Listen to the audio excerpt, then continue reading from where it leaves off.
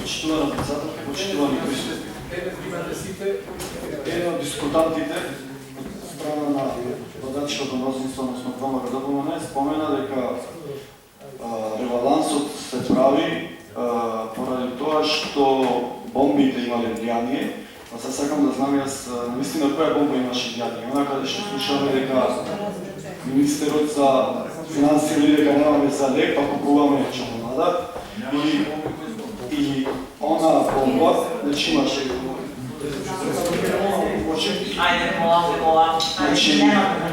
Или може ли през ваквата реализација на буџет за 2015 година, ја имаше она бомба, каде што го слуша министерот за финансии, каде што вели дека во Битола е склучен договор коруптивен до Даскар за превоз на ученици со фирмата Транскоп, или може ли влијание на ваквата реализација на буџет за 2015 година имаше бомбата, каде што слушаме дека повеќе гласачи, едни гласачи гласаат на повеќе избирачки места.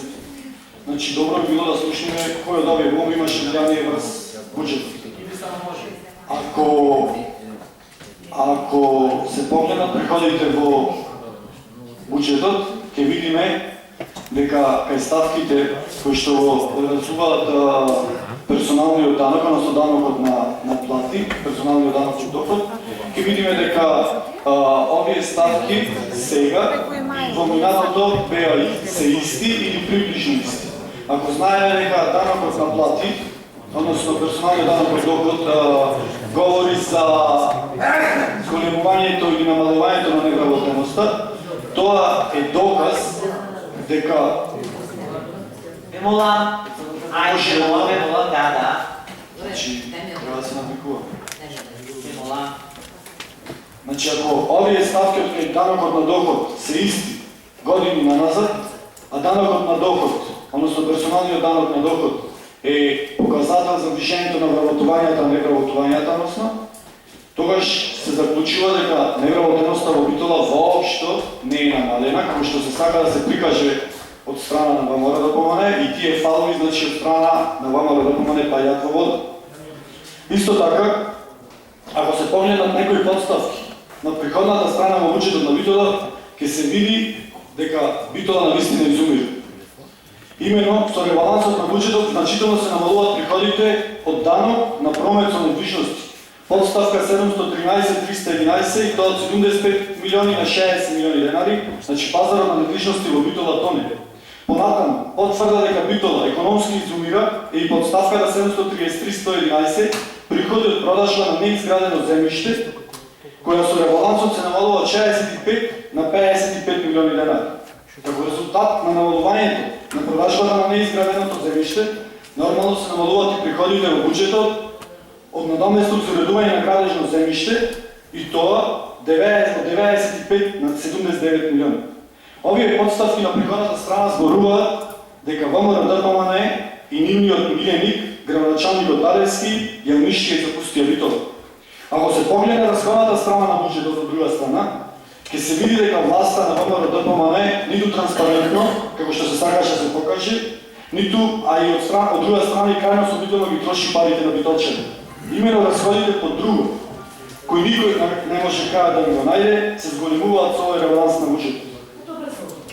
И тоа подставка 425-990, други договорни услуги се зголемува од 6 милиони 200 на 8 милиони денари, подставка 426-990, други оперативни расходи се зголемува од 9 на 12 милиони 300 хиляди денари. Значи друго, а што е тоа друго? Само господата од ВМРО не знаат.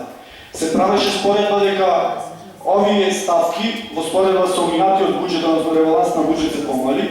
Добро, но ајде во интерес на транспарентноста, за која сите се залагаме, вклучително и ВМРО, дозволете на Комисијата за надзор, дајте ги картиците од овие подставки да видиме каде се трошат парите. Значи, во интерес на транспарентност.